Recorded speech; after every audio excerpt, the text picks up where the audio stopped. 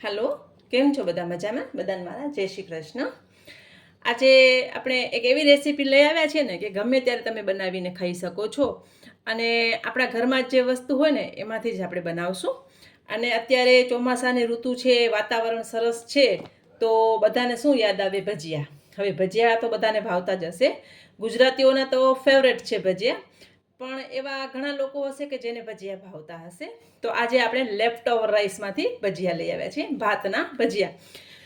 હવે આ ભાત છે એ 2-3 દિવસથી રાખેલા ભાત નથી, સવારે થોડાક વધારે કરેલા છે બપોરે, અને સાંજે એના આપણે ભજીયા બનાવ્યા છે, એટલે બહુ રાખેલા ભાત નથી, નકર તો મજા નથી આવતી।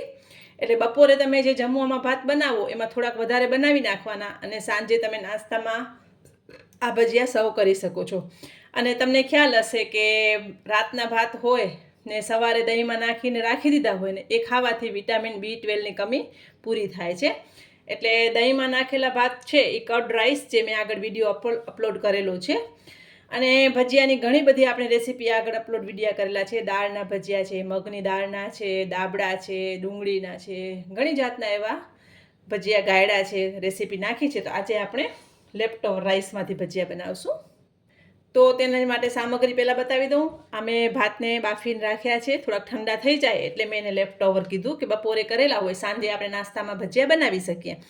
એટલે ભાત છે, ઝીણી સમારેલી ડુંગળી છે, અને ભજીયાને થોડા ક્રિસ્પી બનાવવા માટે આપણે 1 ચમચી ચોખાનો લોટ લીધું છે, લસણ છે, લીલા મરચાં છે, આદું છે, ખાવાની સોડા છે, લાલ મરચું પાવડર, મીઠું, હળદર, ચણાનો લોટ છે। અને જો જરૂર લાગશે તો આપણે 2-3 ટીપા એવા કે 2-3 ચમચી એવી પાણી નાખશું। અને તેલ મેં ગરમ કરવા મૂક્યું છે, અને તમારા પાસે કોથમરી હોય તો તમે ધાણા આમાં કોથમરી નાખી શકો છો। મારી પાસે અત્યારે હતા નહીં હાજર એટલે મેં નાખ્યા નથી, પણ કોથમરી નાખવાથી પણ ટેસ્ટ બહુ સરસ આવે છે। તો જે લોકો ભજીયા ખાવાના શોખીન હશે ને એના માટે આ બેસ્ટ રેસીપી છે।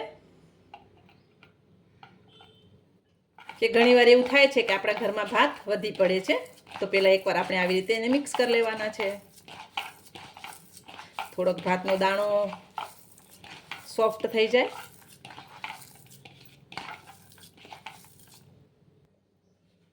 મેં થોડાક મિક્સ કરી લીધા છે। હવે એમાં થોડીક હળદર, ટેસ્ટ પ્રમાણે મીઠું નાખશું, કારણ કે આપણે ભાતમાં મીઠું નાખેલું જ છે। મરચું પાવડર છે, 1 ચમચી ચોખાનો લોટ છે, લસણ છે, લીલા મરચાં છે, આદું છે,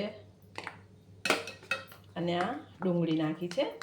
હવે તમને લીલી ડુંગળી મળતી હોય તો તમે એનો ઉપયોગ પણ કરી શકો છો। હવે આપણે ચોખાનો લોટ નાખશું, ચણાનો લોટ નાખશું। હવે આને આપણે પહેલાં મિક્સ કરી લેવાનું, જો જરૂર પડે તો જ આપણે પાણી ઉમેરશું, નકર આપણે બહુ પાણી નહીં ઉમેરીએ। હવે આપણે જ્યારે સોડા નાખશું ને ત્યારે 1 જ ચમચી જેટલું પાણી ઉમેરશું, કારણ કે બહુ પાણીની આપણે જરૂર નથી। તમે જોઈ શકો છો ચણાનો લોટ આપણે બહુ નથી નાખવાનું, જેટલું જરૂર હોય એટલું જ। અને બહુ ચણાના લોટમાં નથી રગદોળી દેવાના, કારણ કે આપણે ભાતના ભજીયા બનાવીએ છીએ, એટલે ભાતના ભજીયા છે એ આપણે ટેસ્ટ આવવું જોઈએ। જો ચણાનો લોટ તમે વધારે નાખી દો છો ને તો એ પછી ચણાના લોટનો જ સ્વાદ આવે છે। અને તેલ પણ મેં ગરમ કરવા મૂક્યું જ છે। મારી ફેવરેટ કોથમરી આજે હતી નહીં ઘરે, કારણ કે ચોમાસું છે તો બગડી જાય છે, એટલે સારી આવતી પણ નથી, તો મારી પાસે નથી એટલે મેં સ્કીપ કરી છે। પણ તમે કોથમરી હોય તમારી પાસે તો ચોક્કસ નાખજો। હવે આપણે થોડીક સોડા, અને સોડાને જરાક પાણી નાખીને આપણે મિક્સ કરીશું, કે સોડા સરસ ફૂલી જાય અને આપણું બેટર છે એ એકદમ સરસ થઈ જાય। અને સોડાનું પ્રમાણ ઓછું રાખવાનું છે, બહુ નથી રાખવાનું। જો બહુ સોડા નાખી દેશો ને તો ભજીયા બહુ પાણી પી લે છે। તો આપણું તેલ પણ તપી ગયું છે, તો આપણે ભજીયા બનાવી લેશું।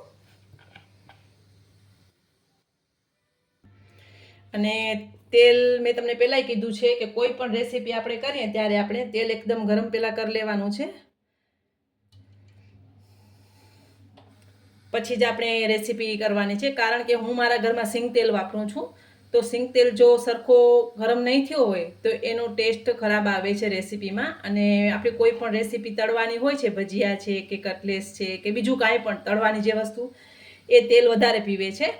એટલે તેલ સરખું આવી જાય પછી જ આપણે એમાં ભજીયાનું બેટર ઉમેરવાનું છે. હજી મારું તેલ સરખું નથી આવ્યું એટલે હું હમણાં નહીં નાખું. તો મારું તેલ સરસ આવી ગયું છે. હવે હું ભજીયા પાડી દઈશ. હું હાથેથી જ ભજીયા મને નાખવા ગમે છે એટલે હું હાથનો જ ઉપયોગ કરું છું. અને મેં તમને કીધું એમ કે ચણાનો લોટ બહુ નથી નાખવાનું, તો જ તમને ભાતના ભજીયા ખાવાની બહુ મજા આવશે. ક્રિસ્પી પણ થશે અને અંદરથી સોફ્ટ થશે.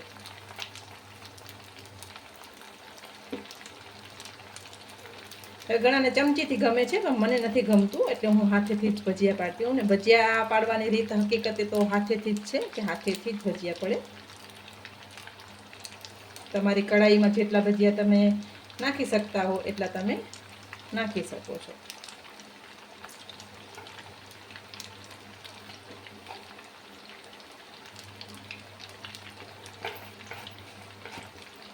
ભજીયાની મેં ઘણી બધી રેસીપી વિડીયો આગળ અપલોડ કરેલા છે. તમને જોવા હોય તો તમે ગાયડા છે કે દાબડા છે, કોઈ પણ અલગ અલગ વેરાયટી જોઈ શકો છો. આપણે ભજીયા નાખી દીધા છે. હવે આપણે આને તળી લેશું. તો તમે જોઈ શકો છો આપણા ભજીયા એકદમ સરસ તળાઈ ગયા છે. હવે આપણે એને લઈ લેશું. જો એકદમ ગરમ તેલ હોય છે ને તો ભજીયામાં તેલ નથી થતું. ઘણીવાર કહેશે ને કે ભજીયા તેલ પી ગયા, તો એવું નહીં થાય. અને મેં તમને કીધું જ છે કે કોઈ પણ રેસીપી તમે બહાર કાઢતા હો ત્યાં સુધી ગેસ ચાલુ રાખવાનો. જો બંધ કરી નાખશો તો આપણા કોઈ પણ ભજીયા હશે કે કાંઈ પણ તમે તળતા હશો ને એનામાં તેલ રહી જાય છે. અને સોડાનું પ્રમાણ ઓછું રાખશો એટલે ભજીયામાં તેલ ઓછું જ રહેશે. આપણે સર્વ કરી લઈશું. તો તૈયાર છે એકદમ ગરમા ગરમ અને ટેસ્ટી એવા આપણા લેફ્ટઓવર રાઈસના ભજીયા. હવે ભજીયા છે એ બધાને ગમતા હોય છે, બધાને ભાવતા હોય છે. તો જે ભજીયાના લવર હશે ને, જેને ભજીયા બહુ ભાવતા હશે, એના માટે બેસ્ટ મેં તમને કીધું એમ. અને તમે ઘરની સામગ્રીમાંથી જ બનાવી શકો છો ઇન્સ્ટન્ટ. તો એને મેં લીંબુ અને આ લસણની ચટણી અને રાજકોટની ચટણી છે એનાથી સર્વ કર્યા છે. અને રાજકોટની ચટણીનો વિડીયો આપણે આગળ વિડીયો અપલોડ કરેલું છે કે રાજકોટની ચટણી કેમ બને, રાજકોટની ચટણી કેવી રીતે બનાવી, એ વિડીયો પણ આપણે આગળ અપલોડ કરેલું છે. અને તમને જો ભાવતું હોય તો ઉપર થોડુંક ચાટ મસાલું સ્પ્રિંકલ કરીને તમે ખાઈ શકો છો. અને સાથે ડુંગળી પણ લઈ શકો છો ખાવામાં. તો બહુ ટેસ્ટી એવા ભજીયા આપણા તૈયાર છે. ગરમા ગરમ સર્વ કરજો, બધા ખુશ થઈ જશે. બધાને મારા જય માતાજી. અને લસણની ચટણીનો પણ વિડીયો આપણે આગળ અપલોડ કરેલું જ છે. તમને જોવી હોય તો તમે તે પણ જોઈ શકો છો. બધાને મારા જય માતાજી.